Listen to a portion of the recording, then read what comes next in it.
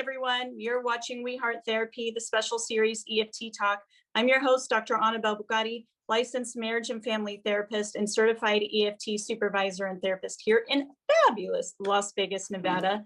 And I am super excited to bring to our show Doc Hawk, or Dr. James Hawkins. He is an ICEF certified EFT trainer, and he is in Arkansas.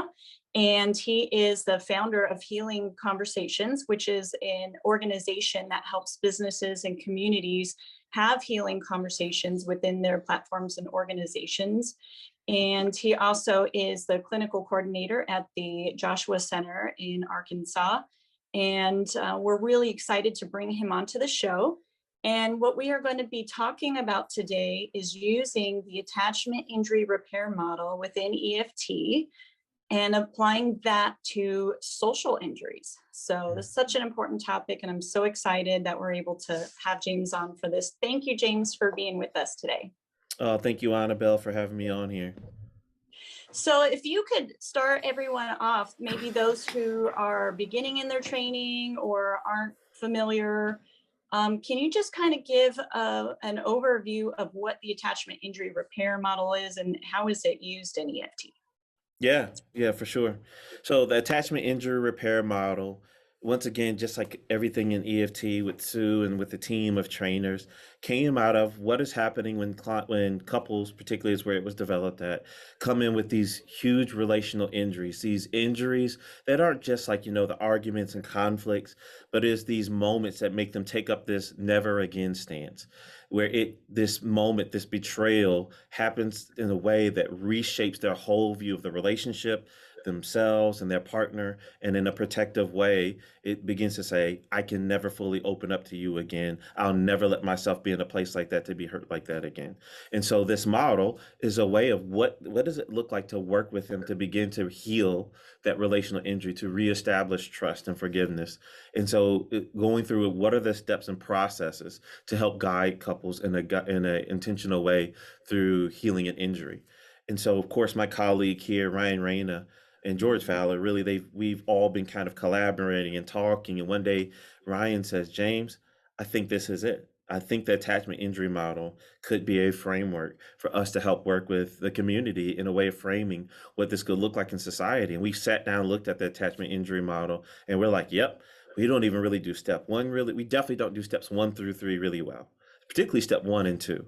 And I say step, but we don't want to make this feel so like linear and rigid, but like there are some essential elements. We don't get the first 2 ingredients done well. So, and then it breaks down because, the same thing, like when we work with couples and injury, the person who's injured their partner, wait, when can we just get past this? Can't we just remember the good times? I said, I'm sorry. Can't we just get past this? How do we make this better? And they start trying to let's move to a bigger house. Let me buy you a bigger ring. Let me change. Let me do this. When they do all these things to let's make life just feel better and be in a happy place. Let's renew our vows. Let's go on a new honeymoon. It's that's great and that's good, but you can't skip over these other parts. You have to address the pain. Right. If not, you won't ever be able to really rest in, is this new place that we're in? Is it really true? Is it really real? And then the other partner's over there like, hey, I want to move forward too, but I still have the flashbacks. I have the memory. I have the trauma. Yeah. So I love what you're saying is, when we work with our clients, and really this is about how to use our skills and the model of EFT and apply it to our own lives, particularly with injuries that are occurring in society. And never has there been a greater need for healing conversations to take place. So we're really learning how to walk the talk, because as you said, when we're in session, we use this process to help our couples. And, it's not enough to just create a happy environment around them that doesn't, while those can be good and well-intending things, it doesn't address the pain and the actual injury that occurred and help the injured partner or person feel like their pain was really heard and understood and is going to be listened to and adequately addressed. And so that can, almost create a recipe for it to come back up again because it's not really resolved. Yeah. And I would also give credit to Sue. I remember when I first met Sue, and she made space and she met with a group of us EFTers to talk about some of this. And then she also made another time when Sue and I got together on Zoom and we just talked through it. And I really appreciated Sue's enthusiasm about, and this, I mean, she was really moved, like to think like, wait a minute, this is it. And like Sue's heart for like healing in the world and the community, and just Mhm. her willingness to walk alongside me and like help share her work with me in order to help do this and bring what, security and attachment can look like in society. So I want to just always, share appreciation for her. So Yeah, Sue has always been the hugest advocator, I think, for humanity, right? And that's why I love attachment so much is I believe it gives us the keys to understanding humanity and gives us the greatest access point for empathy and compassion. And without empathy and compassion for each other, our humanity falls apart. hmm And right now, we really need to come together and find a way to have empathy. Really, I want to sound like super hopeful, but like to learn how to love each other as other people in society and to correct. heal what's been broken. Yeah. And so EFT helps us facilitate that in our sessions with our clients. And it's so easy to, help other people to know what to do when you're not the one in it. But Correct. then when somebody brings their pain to you, or you have pain that you need to bring to someone else and you want them to hear it and understand, hmm stepping into the model and walking the talk can be challenging. But 100%. yet we know cycles and we know predictably what can happen if we approach in a certain way or if we avoid in some ways, like how that cycle can generate itself. So this is such an important conversation. And I'm really passionate about learning how to walk our talk and using EFT to live out our everyday lives. It's not just something we teach our clients, it's a way of hmm life. And we're never not in relationship with other human beings, right? hmm The type and intensity and intimacy of those relationships will be all different, but we're always in relationship, whether it's just as fellow societal members, if it's a customer and a business owner, if it's hmm colleagues, if it's friends, lovers, neighbors, family, pastor, whatever, congregation, we always have some type of relationship. So Yeah. this is going to be really amazing. Now, Yeah. so James, if you can maybe help us paint an idea of what these cycles might be looking like now in society. I mean, there's just a lot of issues, and we know those cycles can kind of transcend no matter what you're talking about. It can look very similar. So what hmm do you kind of see and experience, and can you kind of give an overview of what those cycles are? Yeah. So one, I think to help set it up, just like we do in good EFT, I want to take us back to like for a quick moment to step one. And what I mean by that is we have to look at attachment history to set up the current cycles. And what I mean is if you do an attachment history on America through the frame of race, and right now we're going to go with the black white kind of descriptions. But when we think about black or white, these were constructs or ideas created in a way in a time really about oppression. So the idea of white is good, it's superior, we should be conquerors, rulers of that kind of thing. And then everyone else, they created groupings for everyone that did not fit into this paradigm to subjugate and enslave people all around the world. And so even that, in a way, when I bring that up, in part, one book I like to recommend to people is called My Grandmother's Hands by Resmaa Menakem. And what Resmaa frames around that issue of race is he talks about it's really about trauma.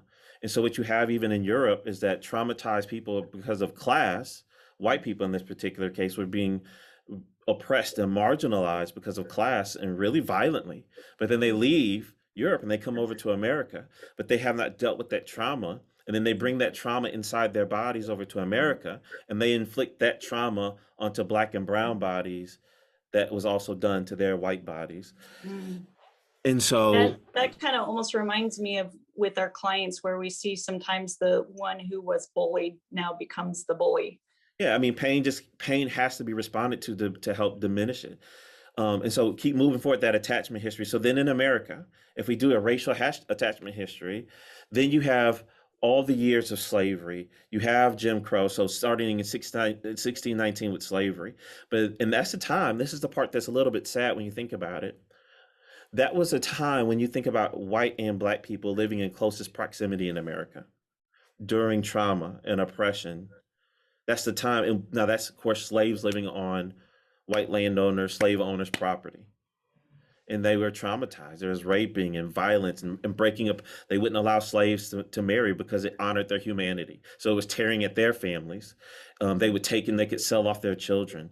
The slave owner always retained rights of the women to do whatever they wanted with them, sell them off, have sex with them. The husband of that slave wife, he, as a husband, he couldn't do anything about it. So think about what that begins to do to them as a society. But there's still a lot of resilience there too. But then we don't even heal and really repair that trauma. We go right into Jim Crow segregation. And we still keep sending the message. Now, this is an attachment one. Yourself is everything about you is black or brown is bad, it's negative. And then we create a fear message. Us as white people, we've got to like protect ourselves from these savages, these beasts, this less than. And so, because we know attachment is about view of self, view of other, and emotional regulation. And so think what that does to black bodies first and foremost. Here we'll say what that sends about their message about them, how it affects their view of white people, and then what do they have to do in order to survive. All the ways in which they're taught: don't look uppity, don't look too smart, don't do this, don't do that, don't make eye contact, all the ways like to be safe and get home. So you have to begin to shut down your emotions in order to survive in this world. But then also, and now people don't really realize this, the trauma that it inflicted on in white bodies as well. Because to do that kind of inflict that kind of injury on another human being, something in you, talking about all the mirror neurons and different ways that attunement is wired into us to survive as a species, you have to turn all that off or shift it. And that does something to your own, I believe, body as well. But then even coming out of that, we still didn't really deal with it. We just, like, as America, like, okay, fine, integrate the schools, do this, do that, and just move on. We have, like, you cannot really find anywhere in our history where we've done significant work of, hey, something happened here that was horrible, and we need, as a nation, need to lament and to grieve this and make sure that we are staying vigilant about not only about what we did then, but then even with Jim Crow segregation, the way in which what Jim Crow segregation did is it then moved us apart. By the way, that's attachment. It's like you live over there, you go to school over there, you go to church over there, and we'll live over here. And so now we're separated. So we've got trauma and we're separated. But now what's happened in modern society to get into these cycles, now we're back in close proximity, but we never dealt with that pain. So now there is more black and brown people finding themselves in different spaces that they would not have usually occupied before. We're going to the same schools. We're beginning to go to the same churches. We're working in the same jobs. Our kids are starting to go to some of the same schools. But let's still remember, though, some of those, the redlining and laws that were put in place are still there. But you find, and now all of a sudden, this pain that white people are living in their community with and not having to really deal with, then black people living in their community and talking about it, and like, what does it mean when you go occupy spaces that are going to be predominantly white? But now we're having to deal with the pain together that we've not talked about. And then that's where the cycles come up. And particularly, I'm going to say these things in general ways, Annabelle, and it doesn't fit for everybody. But Sure. typically, when I've seen these, what we have when the topic of race comes up, that's the big part. Me and Ryan, we call it the $1 million question when we work with a couple. When we talk to a couple, we'll say, we, of course, there's the content of their discussion. Like, it could be something like jealousy or finances. Well, we're not going to be able to really solve that content. But what we will say is, when the topic of finances comes up, what happens to your bond? Because that's where we begin to find when their distress comes up, what do they do with the energy and the distress? So when it comes to race, what happens when white and black people typically try and talk about racial pain, racial trauma, or the history of racism?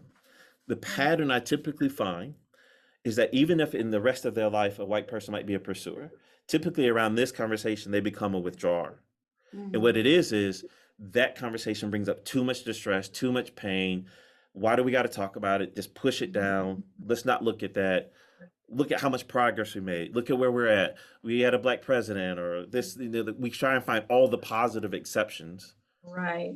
And then also in this place, and now it's like, and then in this place, the black and brown people end up having to be the pursuer.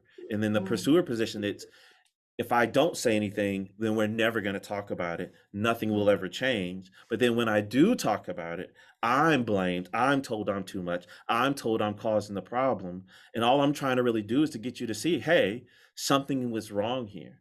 Something's not right. But then I try not to be too much and I try to just go along, but then boom, something happens and then I can't hold it back anymore. And I'm blamed and criticized for bringing it up. And so you Yeah. just keep going it on where for white people's bodies, when they hear it, it brings up shame and guilt. And then to protect themselves and get out of the shame and guilt, they move away, or they'll give a quick little kind of like data pushback. And really is to create space, like, well, what about da da da da? And really, I like Sue said in her trauma book, if I bring pain to you and you respond back to me with a cognitive response, it's almost as though you never saw me or heard me. It's Yeah. like an invalidation. And then Mhm. when that happens for the black and brown person, it's like what happens is sometimes I'll say here, like they'll always send out a clear signal about their pain because then they might respond back with a way to convince you and show you how you're wrong and how you're not getting it right and how you're a part of the problem, which there probably is something there that needs to be seen. But then it Mhm. comes across and it looks like criticism or blaming. And then that you get into this back and forth, back and forth. And on either side, particularly when these don't go well, there's Mhm. people out there doing great work, but the ones where I see it's not going well, no one's sending a clear signal of vulnerability, particularly of responding to pain. Yeah. And let me say this, and with the attachment injury model comes into place is it gives it order. Mhm. Just like we make space for the person who's been cheated on in a relationship, the other person, the partner who cheated, they probably feel really guilty. They feel really bad. They hate when they see the pain of what they've done. And it makes them want to shut it down. Let's not talk about, let's not go there. Let's just look at the positive. But that doesn't work. And as a therapist, we can't hold their guilt and their shame above the pain that was inflicted on the other person. What we have to do is shift it. And what in this is make more space for the person who was injured and make space for their pain first, because their pain is their body trying to send out a signal to draw in an empathic response, which this is your work, which you read about empathy, right, Annabelle? Mhm. And so for me, when I do this work, I tell black and brown people is I want to access your pain. That even if society, even if another white person can't see it and turn towards it, I Mhm. need you to dignify and humanize your own pain. Yeah. And you need to be allowed to have space to put words to your pain for Mhm. you and not make all of your pain and your healing only be about someone else like validating or seeing your pain.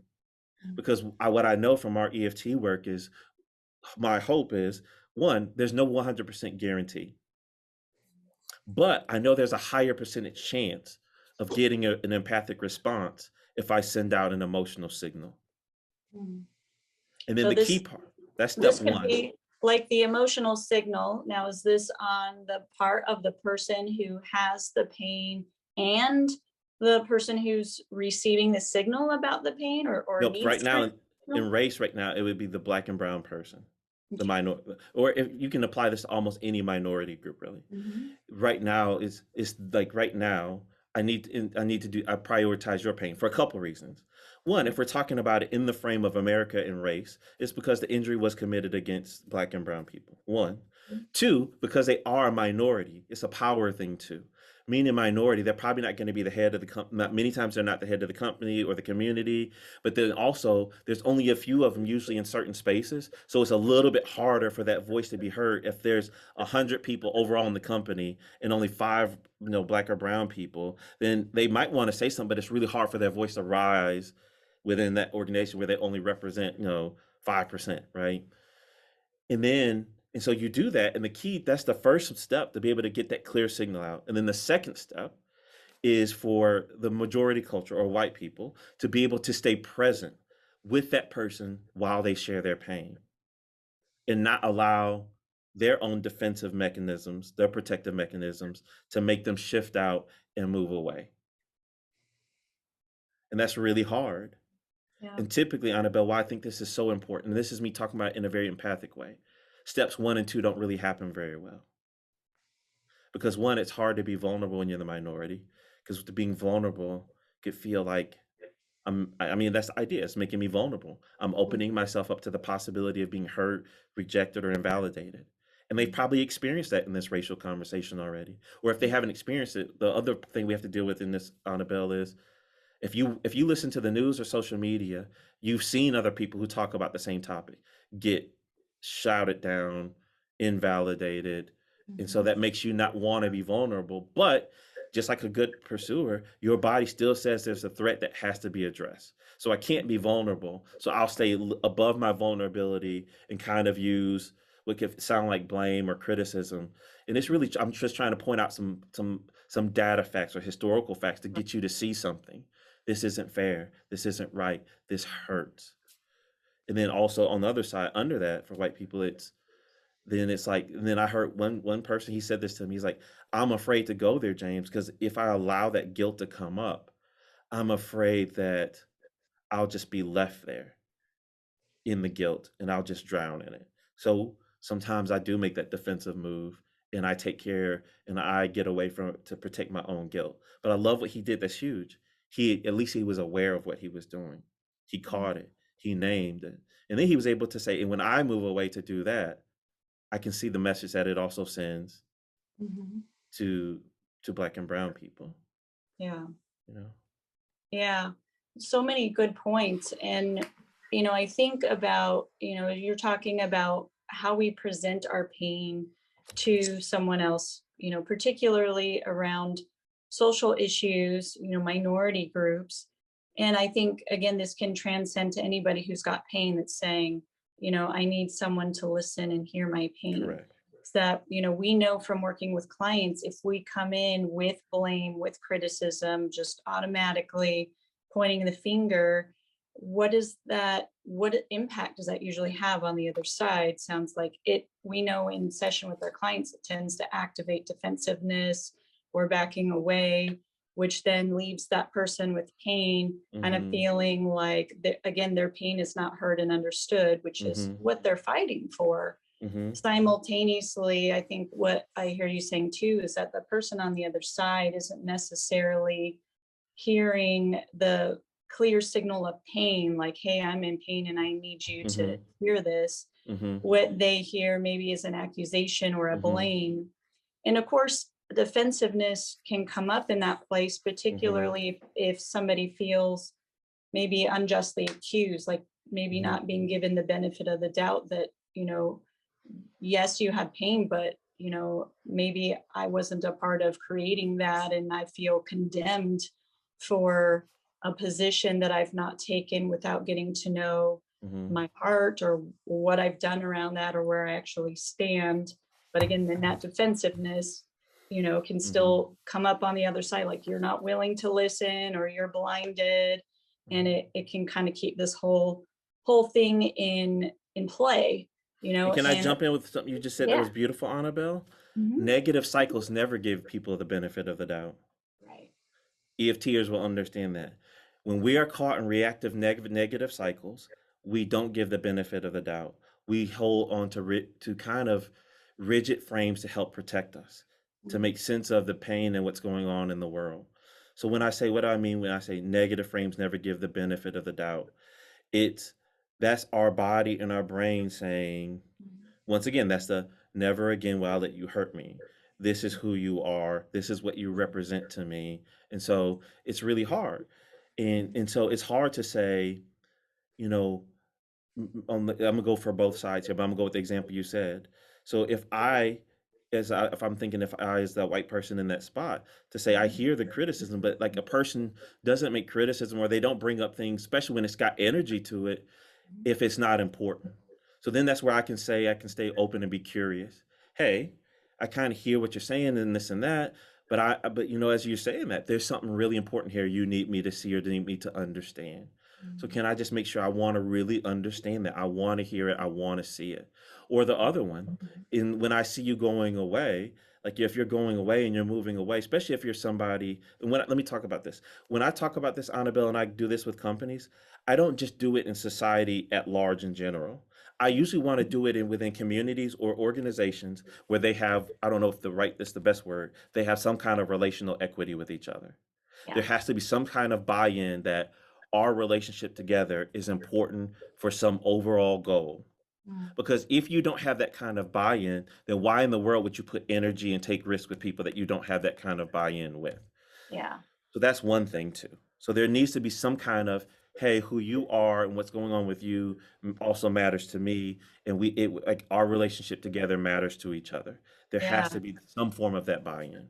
I love that, which is essential because, when I talk about empathy and I write about empathy, my goal is that we will build relational equity with our fellow man, right? That Mhm. that seeing another person who's in pain, that their pain will matter because they're another person just like you out in the world who wants to have a good life and not experience trauma and pain. So, but we can, as a society, become very detached from that. And then 100%. we lose touch with that humanity. And again, then that gives more room for that defensiveness and that, space where it's like, well, and I love the stance about trauma. Mhm. And I find this really, I say this to my clients all the time, and kind of what you're saying here, it feels like it really fits. Is I often say you don't have to have been the person who originated the wound Mm. or the creator of the wound in order to be a part of the healing. Whoa. That's a powerful statement there, Annabelle. And that does fit right into this. Because the thing I often hear, and this is where it does get hard. Well, but I didn't own slaves, or I I didn't do this. And so you are exactly correct about, even if I didn't do it, that doesn't mean that I don't still have the opportunity to be a part of the healing process. Yeah. And what I mean by that is, even if you didn't do it, it's like what we do in EFT, but right here, right now, you're sharing it with me for a reason. Mhm. And I want you to have a different experience with me right here, right now. Yeah. Which you mentioned before can be so hard when we're in those moves and to kind of hear underneath the reactivity on the surface, to see what's in somebody's heart, the pain that they're trying to bring, which is really tough when somebody is bringing pain to you in the form of blame or accusations. It's like, first, we want to defend and say, I'm not that bad person that I hear you see me as. It's like they want to get out of that place first before they can be a part of the healing. And I think that can become a block to the conversation sometimes. And I think it takes kind of being a bigger person to set aside that defensiveness, which is hard. Again, like I said, whether Hmm. it's a social justice issue or an injury, or it's just something that's happening between you and your partner, you know to Hmm. be attacked, like, is hard to not get sucked into that and see Hmm. the hurt, the pain that's underneath that. And I want to also say, the thing that's hard about negative cycles is it makes you hear things in a very personal way. Mhm. So sometimes what I see is, and I'm not saying like I'm the best or whatever. I'm a person that's prone to whatever. And so sometimes I'll be doing these talks and I'm sharing, and I'm just kind of like, I'm even just with me giving like the attachment history around race, that triggers some people. And you'll hear them going, like, I'll be talking just like, hey, this is a story just about America in general. And then I'll have a participant that will come to me and they'll be like, but James, I didn't listen. And I'm like, oh, hey, can I just check in for a moment? That even though I was talking about society in general, and I might have said that these were things that we were never a part of, but these are the histories and the things in the background that have shaped this present moment. It took you to this place where you felt it very personally. You start saying, I, I. Kind of help me here. And like what it is this is where ethnicity and things becomes very powerful. Typically minorities, their racial identity in the groups they're a part of are a very preeminent part of their lives. It's very clear to them. Foods and music and dialect and the icons of these different ethnic groups are so important. And it's like, because it's also trying to overcome the negative view of self that was put upon them through racism, Yeah. and so they behold to it. But then what happens is, and particularly, and I could be wrong, and like, this is just a general reality for white people, is like many times they go through life and they don't think about whiteness or them being white. It just is what it is. We're Americans. But when usually what America meant was, white land owning male. Like, you had to be of like this kind of thing, or you talk like this, you look, they don't even think about it. So then when you start talking about race, all of a sudden it's a shock to their system, because now you're bringing up something about their identity Yeah. that even when I talk about racism from the past, they identify themselves within a personal way, and it hits their system because it's not something they preeminently think about. So going to what you said, Annabelle, when you said like hear through the blame and accusation, there is some of that, but then sometimes it's like even when a person shares in a vulnerable way, the Mhm. negative cycle still makes you interpret it in a very negative, Exactly. personalized way, and then you move to still defend yourself. Yeah, yeah, that really resonates a lot. And I find too, like even with my clients, it's like where your trauma, where your wounds occurred tend to be kind of your greatest frequency that you're tuned into as you move through life and experience the world. It's the signal you're most honed into to pay attention to and to scan for threats of. And that has an impact. And then I love what you said about it almost like can jolt identities, people who never even thought about it, and interpreting that likewise through those filters. And I find that comes up a lot too, particularly I think I hear pushback from like subcultures, like if even if you grew up white but you grew up in poverty, right? Mhm. So when you hear things about privilege, you're saying, hey, like you're assigning something to my racial identity that I don't feel like I've ever received a benefit of, because I'm still struggling, I'm still having hardship. And then again, their defensiveness comes up because they're Yeah. hearing that in a very personal way. And can I say this? This is one part where I try and break it down. There are people that are working at policy levels. There are great like what is it? I don't know what the right term, sociologists and people of that nature that are talking about this in big, and those are necessary. So Mhm. me, where I'm coming in and healing conversations is I'm getting back down to the personal relational level. Yeah. So what I mean by that is there is this general part, but when we're talking about these things, I think a good thing to do for all of us in these conversations it gives us an opportunity. We need to sit down and just do an inventory on ourselves. Hey, what are the things that have been very important to how I show that my identity as a person? What are the factors that all shape my life? And there is ethnicity, there's gender, there's a social class you grew up in, if you're a part of a faith community. These are all things that are going back to why, attachment is universal to all human beings, because attachment affects, once again, view of self, view of others, and emotional regulation. And these are all things that are they go to our view of self. They are all about our view of self. And so when we're talking in healing conversations is how do I connect with the person in front of me and not just a big global story? I do Mhm. need the global story because it Yeah. forms context for these two people who are meeting or a Yeah. company. All of us are affected by the global story, but then we have different sub stories within that. And I want to hear who you are as a person. I want you to hear who I am as a person. And can we talk through the difficulties together without it tearing us apart? And I got one more point with that, Annabelle, that's important.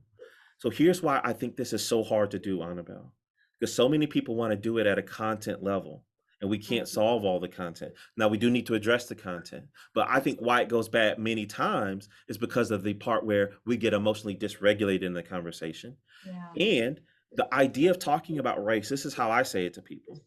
Talking about racism and racial trauma in America is a stage 2 conversation, really. Mm. Because what is, we know in EFT, we understand that the first stage is de escalation, and then Yeah. we go into restructuring the bond. But when the Uh-huh. topic of race comes up, we move right to stage 2 and skip stage 1. Because the Mhm. idea, when you start talking about race, it goes to everybody's model of self, their Yeah. catastrophic fears, their attachment traumas.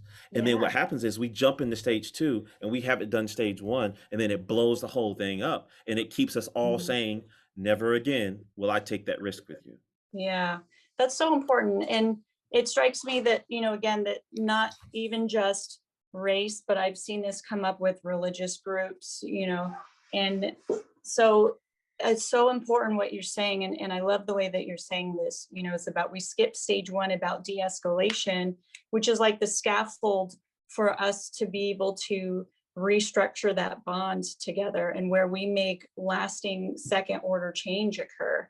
And if we can't, you know, intervene on that negative cycle and help everyone to de-escalate and re-regulate together, then it's going to be hard to get to the place where we can bond together when we're still caught up in Hmm. either pointing fingers or putting up blocks and defenses. And we'll just be kind of doomed to keep repeating that same cycle where we're staying out 100%. of connection. 100%.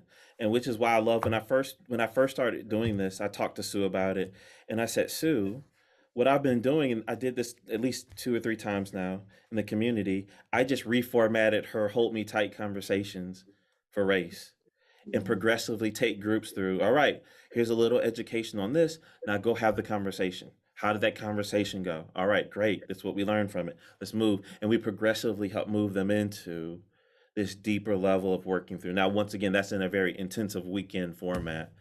Yeah. Um, So if we give an eclipsed view, so let's just kind of, if we're a pursuer and a withdrawer and we're in stage one and we've got, okay. meaning we're escalated, we've got pain.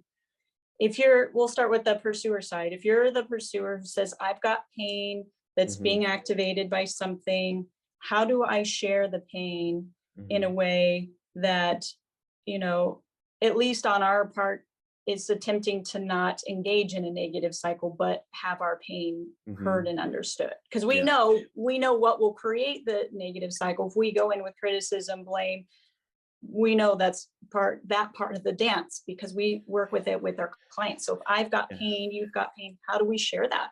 Yeah. And one thing I'll say with criticism or blame, these are all just ways of how it sounds to the other person. Right. But sometimes the person doing it, just like a pursuer, they don't recognize that they're doing it that way. In Yeah. their mind, they really are like, hey, I'm trying to pound on an obvious threat here, a danger, so we can address it and be better.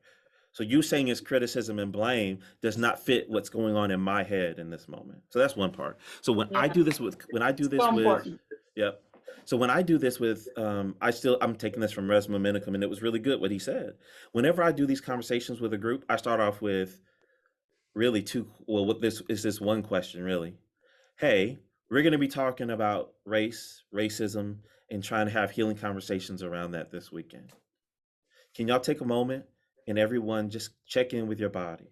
Even just hearing that topic come up and knowing that you're going to have to turn and look into the eyes of someone of the opposite race and talk about this. What do you feel happen in your body? And I literally have participants stop and slow down with that. All right, so good. So tell me where do you feel that at in your body? And as you hear that in your body, what does your body want to do with that energy? Does it make you want to turn towards people and talk? Does it make you want to turn away from people and like not do this? Does it make you want to turn against them? What do you feel that part of your body, what is it wanting to do here? Mm. And why do you think that your body wants to make that move? Like this is like, we've been influenced by George Fowler because we're trying to understand the function. And I want people, that's so I'm doing it in stage one way. It's like and so in stage one, we want to do assessment and all that, but it's like a step three. I need you to access the underlying emotions and Yeah. needs. So It's I'll a ask good that question in that That's a way. great place to kind of check yourself. And I want to bring this back to something you said before about the global message is that global message has an attachment meaning to us. And if we can't get to that attachment meaning, it's going to be hard to understand why we feel what we feel and why our body wants to do what it wants to do, right? 100%. If the global message is, I'm bad, evil, or I'm this or I'm that, what does your body want to do with that message? Hmm. And does that position kind of close you off from hearing what's happening between the two of you? Hmm. Like listening to something global rather than listening to what's right here in front of you. And that person may not have even come into the conversation like Yeah. attacking you or engaging in a way that feels like blame or criticism. They might have said nothing, but again, we're like anticipating. Sometimes Because that of that makes, global message, yeah, right? And so yeah, in stage one, we want just like we do in EFT, we want our clients to find their emotion. We want them to find their moves in the cycle and what their moves are trying to do for them. What are they even hoping for in these moves? And we want them to begin to like and like own those moves, not in a labeling diagnostic way, but like, hey, when I get scared and I feel like I'm being blamed, my body ramps up and I get defensive. And because my defensiveness is trying to push back against that thing that makes me feel like I'm bad and I hear bad. right? Or even on the other side, I'll go on the other side. Like if the global message tells me white people are bad, they'll never want to hear you, they don't care about no one but themselves, and all they're gonna do is just take everything for themselves and leave then that's gonna bring my body in already ready, ramped up to be invalidated. And so I'm gonna have to come in with it. If I really want to share a message, then I'm gonna make sure I come in with a little extra oomph to it, and I'm Yeah, gonna hit you with some hard things so that way you don't turn away from me. So that way yeah. you can't silence me. And so Ironically, I already see the negative cycle at play right there. And again, it's the same way that I see it with the couples in session. It's like, a lot of times tuning into that global message, it's like, either I come in already defensive, expecting to be attacked, or I come in expecting you to shut me down and not hear me and not being open to me. So I enter into that conversation as if you've already done those things without even finding out if you're open or willing. So then that other person, it reinforces the very thing that we were afraid was going to happen. And then when our defenses come up, then it's like, see, you aren't listening to me, you're closed off. And the other person saying, see, you pointed the finger at me, you think I'm evil, see, and and then you see, there's that cycle. you caught it, Annabelle. And that's the thing I think that as therapists and clinicians, I think that's the gift we get to bring to the world. So I like watching news or watching these social media debates, and I think people are saying some important things, but I just keep watching, like, oh, when that happens, watch this. Boom. Okay, now this happens. Boom. And it's just like tracking the cycle. No wonder we Very don't ever get anywhere here, predictable. right? Yeah, it's very And then when the predictable negative path of cycle comes behavior. in and it takes over, and then it keeps sending us the message about you're not safe, you're not safe, so therefore we can't do this together. And Yeah. so and it keeps us stuck in, once again, that never again stance, right? Yeah. So if I'm a pursuer and I've got pain and I need somebody to hear my pain, what would be a way that Oh yeah. you would help a pursuer share their pain?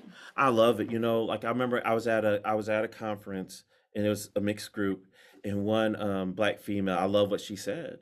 I a white participant who was in this place almost acting like a withdrawer in a way, shared something, and of course they took a risk, and so it's like, hey, thank you for speaking out. I really appreciate that. This big stepping up.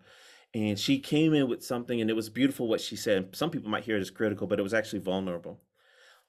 I have a little bit of a problem every day as a black woman in spaces. There are things happen to me every day, and I make it through it. I still show up and treat people with respect. I swallow my tongue so many times. Sometimes I do speak out, sometimes I don't, because I see people are trying, and no one ever validates my attempts to be I'm trying to be a good human being too, and no one sees it. Mm, I was like, oh, that's your protest. I mm, appreciate it. And that's the thing with the pursuers that we typically hear.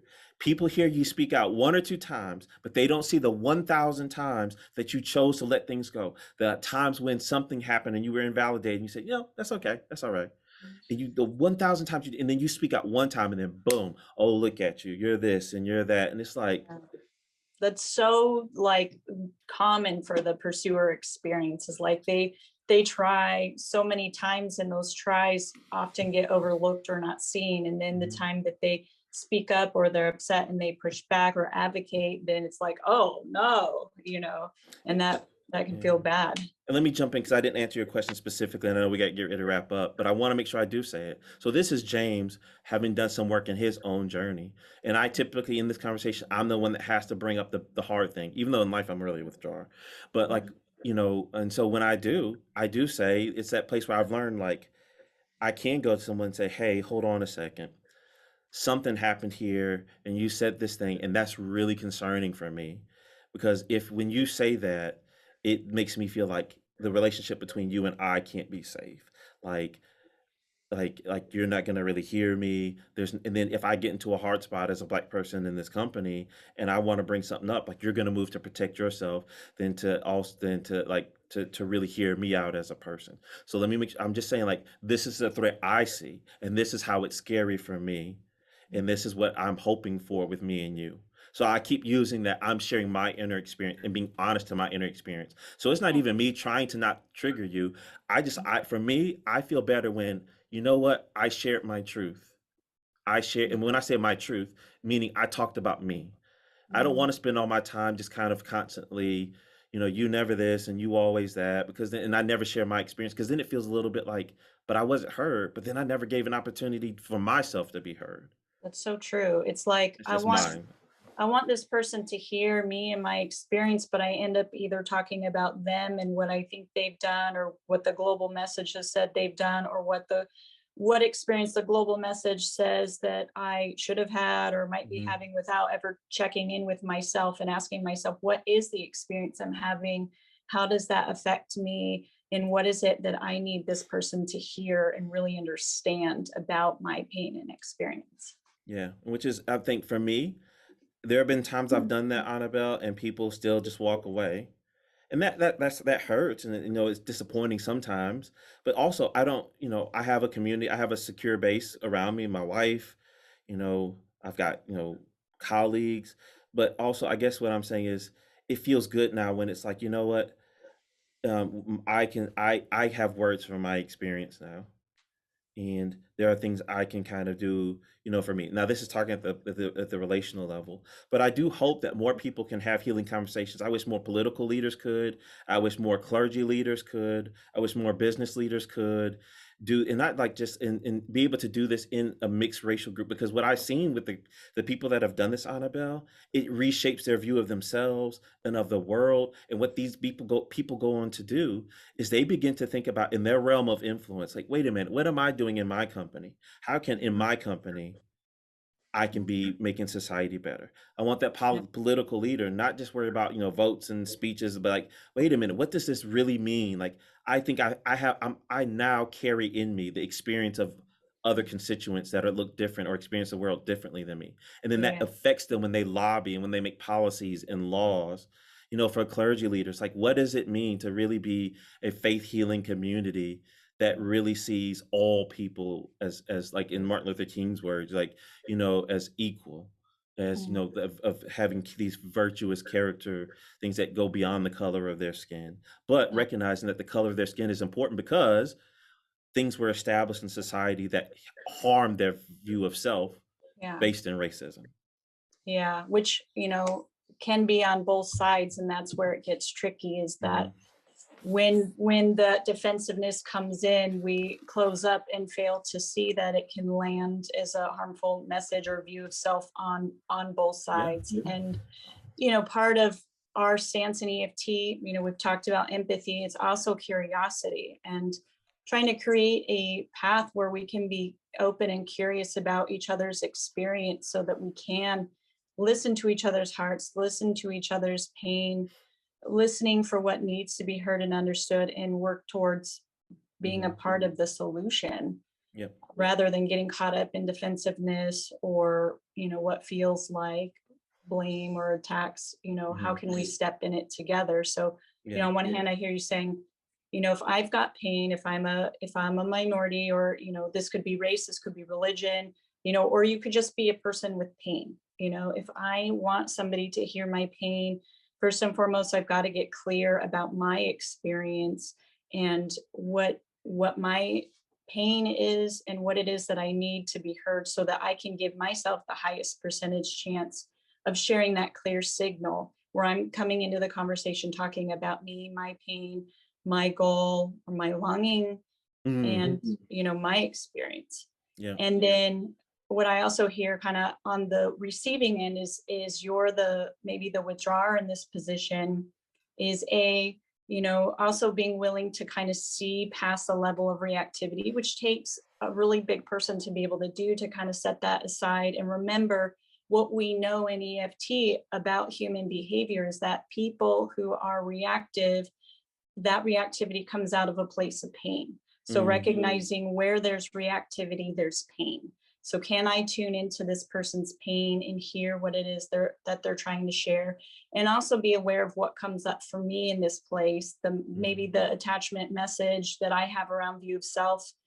and the emotions that come along with this. What do I what does my body want me to do in this place? And can I find a path to share my longings in this place so that, I'm not putting you down, I'm not closing off, I'm opening space, I'm hearing you, we're hearing each other, Hmm. and remaining curious. And something you said Hey, also really Annabelle, can I just make important. sure I get one more part in? So, like, I did Yeah. talk about the pain, but here's what Mhm. happens is when, I'm in this place talking about in white and black, when white people are able to stay with a black person or brown person when they share their pain, there is a space where, one, when you do that with someone, they'll usually drop more vulnerably into their story some more.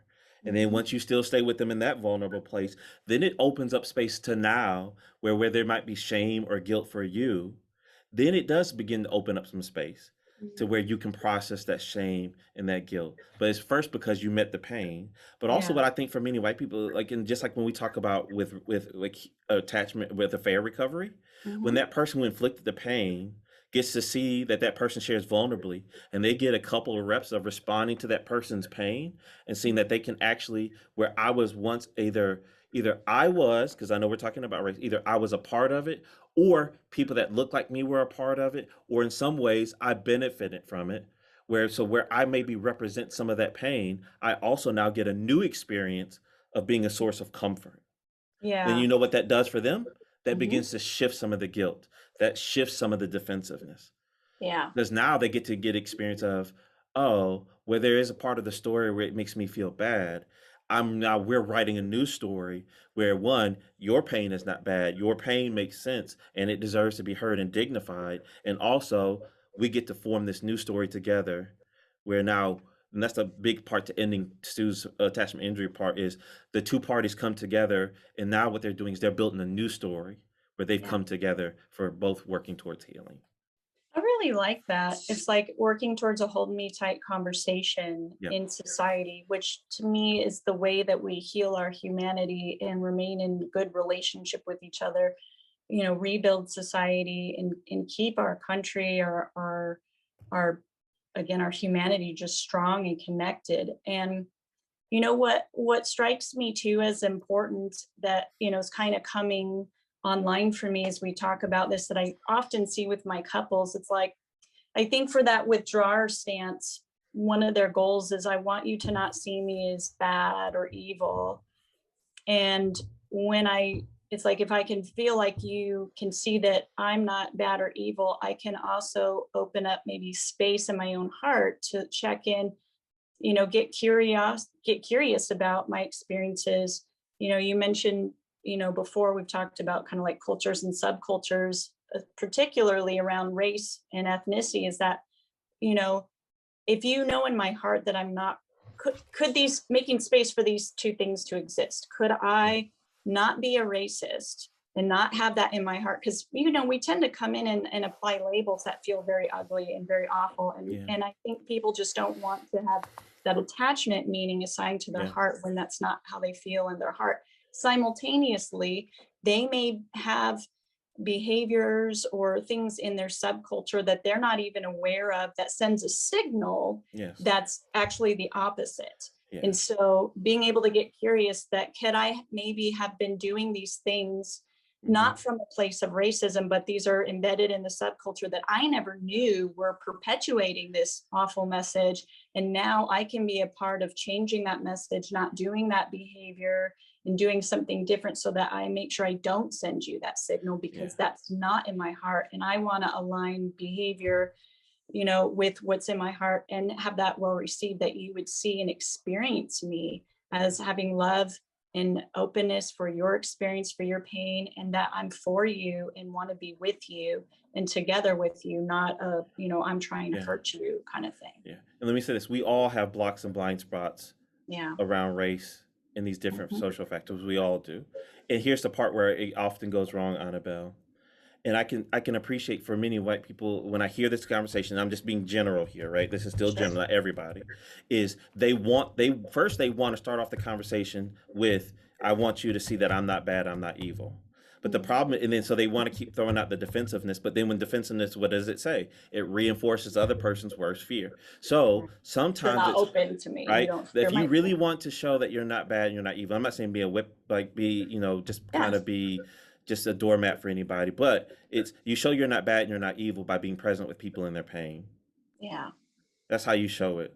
Like you can Yeah. say it with words, but we actually need experience. That's why EFT is an experiential model. Yes. I Being need an able to, experience with you that shows yeah. me that you're safe. You like that going back to what we were talking about earlier. This is Sue's work that you are ARE. This is the this is if I your listeners leave with nothing else. In racial conversations, for it to change, you need ARE. You can be Yeah. accessible, you can be responsive, and the key part, and the last one is emotionally engaged. In other words, when my pain comes up, you don't stay distant from my pain. You get Mhm. proximal to my pain. And I can Yeah. see that my pain has also entered your body and we're carrying it together. Yeah. I think that's so beautiful and so important. And this process, again, the process of EFT and attachment injury repair is the process whereby which we work through pain, right? Where we share pain or we receive someone else's pain. And, multiple really important points here is that just because somebody's sharing pain with you doesn't mean they're automatically saying that I think you personally are doing this to me, but they are saying, hear my pain. It's something painful and terrible has happened to me, and I need you to hear that. Really good. And, you know, on the other side, being able to recognize, maybe they're not seeing me as terrible, but maybe I have been doing something even unknowingly that has been a part of the problem that has Hmm. perpetuated a message that I never even knew it Hmm. was sending. We see this in couples all the time that their partner ends up sending a signal that they have no idea is landing on their partner in that way. And they keep doing it, not knowing they're reinforcing a trauma or a hurt. And so it's like then they get seen more as that problem. And even if you weren't the creator of the problem, I think what we want to do is work towards how do I now become a part of the healing solution and Hmm. step into your pain with you. And we see each other together as I see your pain and I want to be a part of that solution and I Hmm. don't want to be a part of the problem. And Hmm. I'm willing to look at myself in this place, which, again, also takes a lot of courage and It being able to does. recognize where reactivity comes, there's pain. So it's not Yeah. always, you're attacking me. It's they're saying, oh, this is big. Because I think of even when clients get angry and they turn it on you, the therapist, they're not really saying, you're terrible, you're incompetent, you're this. They're really saying, can you help me? Can you hear me? Mm. And that's, being able to be on that receiving end, like they're saying, can you hear me? Can you help me? Can you be a part of that solution? And to be able to step up and say, yes, I'm here with you. I want to be a part of your solution. I want to help heal this pain, and so bringing us into that hold me tight conversation around Mhm. race, social Mhm. issues, religion, whatever it is, even if it's none of those and just, you know, two people having a conversation about pain. Mhm. We want to do the highest percentage moves that brings about change. The goal at the end is change and healing. Mm. That's good, Annabelle. Thank you so much. Thank you so much, James, just for shedding light on this. And I hope that everyone listening to this will really kind of meditate on what's been shared and really take it to heart and maybe use some of what we've talked about today as they enter into their own Mm. conversations to receive someone else's pain, to share their pain, that we can step towards each other and build that equity in just fellow human beings because Mm. all are worthy and deserving of love and respect and Mm. value and equity.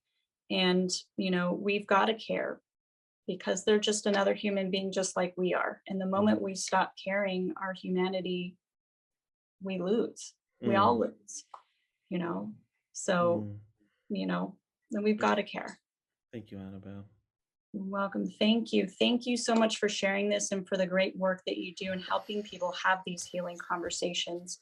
Now, if people want to find you, if they want to maybe have you come do a training or they want to work with you or they want you to come help them have healing conversations, how Mhm. do they find you? Uh, well, one is great. I'll be working with Leanne Campbell and Robin in Toronto. Well, Robin Blake. But we're going to be doing what is called Zoom into EFT, and we're going to be talking about the attachment injury repair model for affairs, but then we're also going to have a sub conversation around attachment injury repairs and this thing that we did here. So we'll get a little bit more explicit with the process.